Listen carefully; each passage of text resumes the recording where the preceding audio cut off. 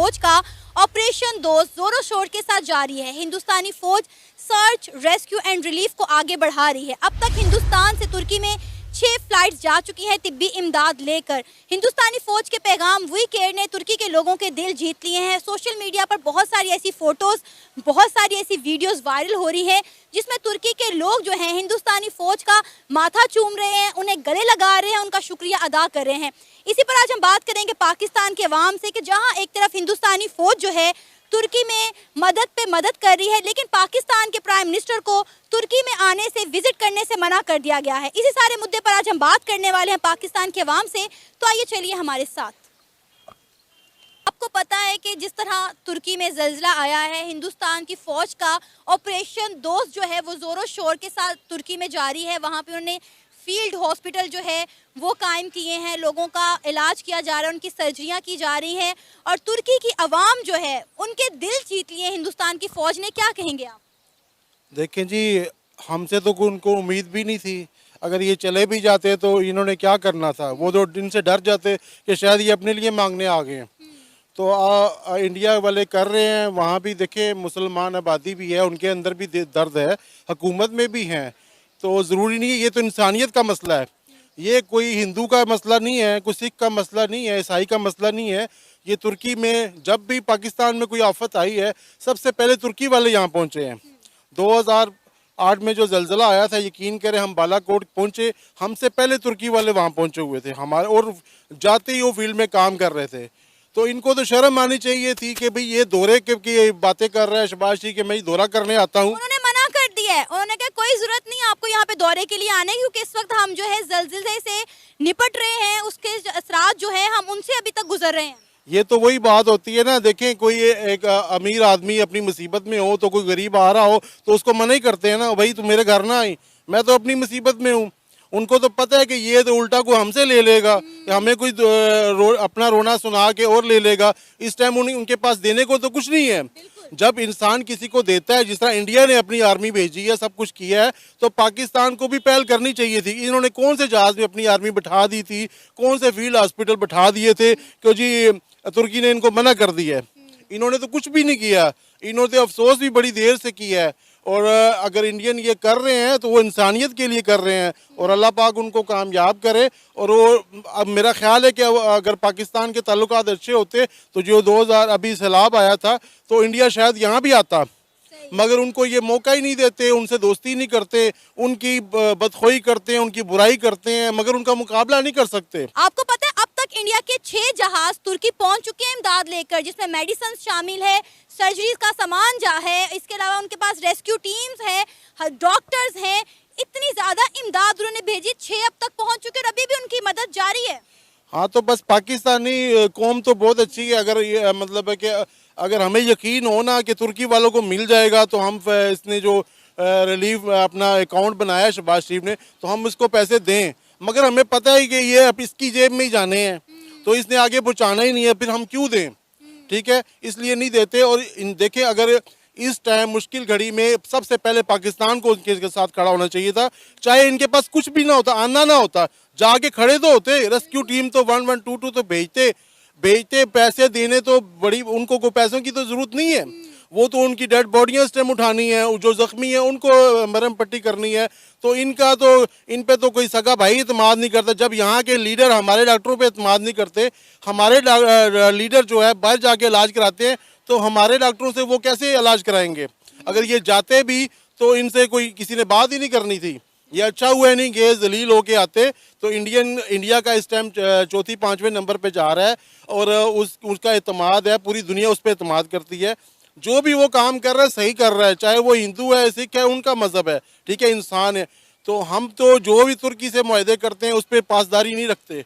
सगे बाप से भी हम वादा करते हैं तो पूरा नहीं करते, तो हम पे कौन एतमाद करेगा? पता है कि तुर्की में बहुत बुरा ज़ल्ज़ला आया है, जिसकी वजह से बहुत ज़्यादा जानी और माली नुकसान हुआ है। इंडियन आर्मी सबसे पहले पहुंची है वहां पर मदद लेकर। अब तक इंडिया के 6 जहाज़ तुर्की पहुंच चुके हैं तिब्बी इमदाद लेकर। वहां इंडिया ने जो है फील्ड हॉस्पिटल भी कायम किए हैं, जहां पर मुतासरीन की जो है उनके इलाज करवाए जा रहे हैं, सर्जरीज की जा रही हैं, ऑपरेशंस किए जा रहे हैं। क्या कहेंगे आप इंडियन आर्मी के हवाले से, किस तरह से वो बढ़ चढ़ कर आगे होकर तुर्की के लोगों की मदद कर रहे हैं? देखें, सबसे पहले बात यह है कि thank you so much for providing this opportunity to talk about the recent issues.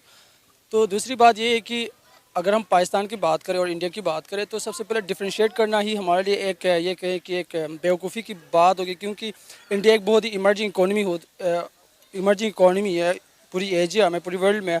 और रिसेंटली इकोनॉमिस्ट के थ्रू वो वर्ल्ड की 5th largest economy and largest democracy है, पहली चीज़। दूसरी चीज़ ये कि इंडिया की जो इकॉनमी है बहुत ही सस्टेनेबल है, और एज़ कम्पेयर टू पाकिस्तान की इकॉनमी बहुत ही इनस्टेबल है। आप देख रहे हैं कि हर दिन न्यूज़ में ये आया हुआ होता है कि पाकिस्तान डिफ़ॉल्ट करने जा रहा है, पाकिस्तान इवन कि IMF के थ्रू जो लोन के पीछे लगा हुआ है, $2 बिलियन के सिर्फ लोन के पीछे लगा हुआ है IMF, जबकि उनके जो बिजनेसमैन है, इवन कि अदानी है, अंबानी है, उनके पास पूरे वर्ल्ड के सेवन रिचेस्ट पीपल में आ रहे हैं। इवन कि अदानी को रिसेंटली $48 बिलियन की लॉस हो गई, फिर भी वो 16 पोजीशन पे आते हैं। तो इनकी जो इकॉनमी, जो रेवेन्यू है ना, वो बहुत ज़्यादा हाई है, तो वो कर सकते हैं, पहली चीज़।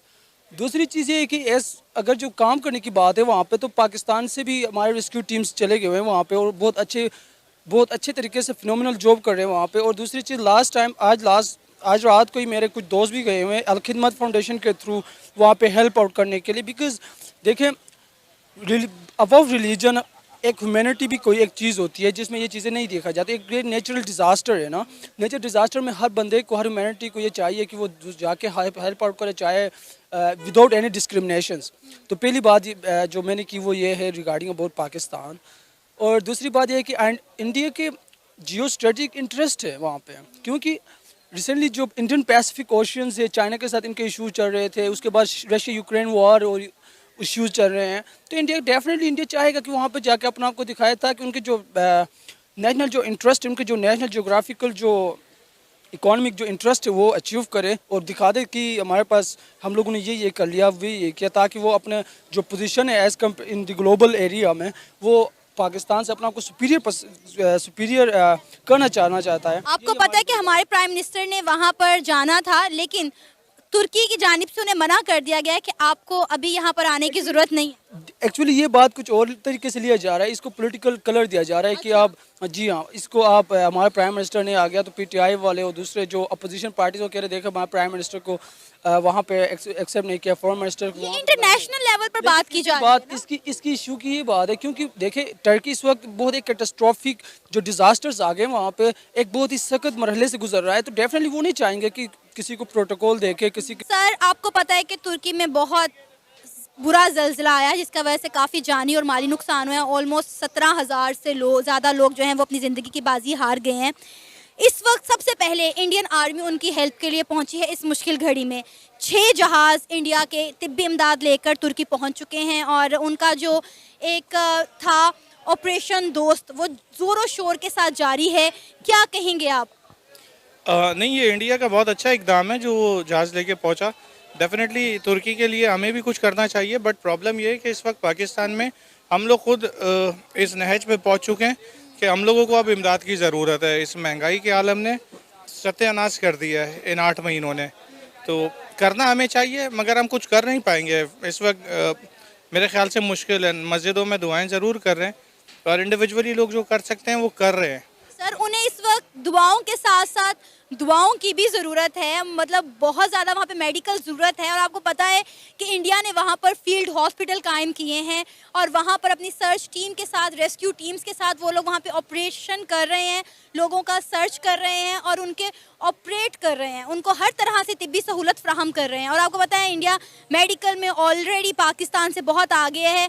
पाकिस्तान से कितने लोग इंडिया जाते हैं ऑपरेट और सर्जरीज वगैरह के लिए? देखिए, इंडिया मदद कर सकता है क्योंकि उसकी जो इस वक्त इकनॉमी है वो तकरीबन 2,500 अरब पर है डॉलर्स में, और पाकिस्तान की इस वक्त 3 अरब से नीचे आ गई है। पाकिस्तान इस वक्त डिफ़ॉल्ट की तरफ जा रहा है, तो फाइनेंशियली तो हम कुछ भी नहीं कर पाएंगे। अभी तो मेरे ख्याल से हमारे वज़ीर आज़म को भी उन्होंने आने से शायद रोक दिया है। वो इसको कह रहे हैं कि मौसमी हालात की वजह से हम नहीं जा पा रहे, but I don't think so कि हम लोग कुछ कर सकते हैं। और मेडिकल की जहाँ तक बात है, पाकिस्तान में 300% मेडिकल में, मतलब मेडिसिन पे पैसे बढ़ गए हैं, तो गरीब बंदा अपनी मेडिसिन लेगा या इस वक्त तो कुछ नहीं कर सकते।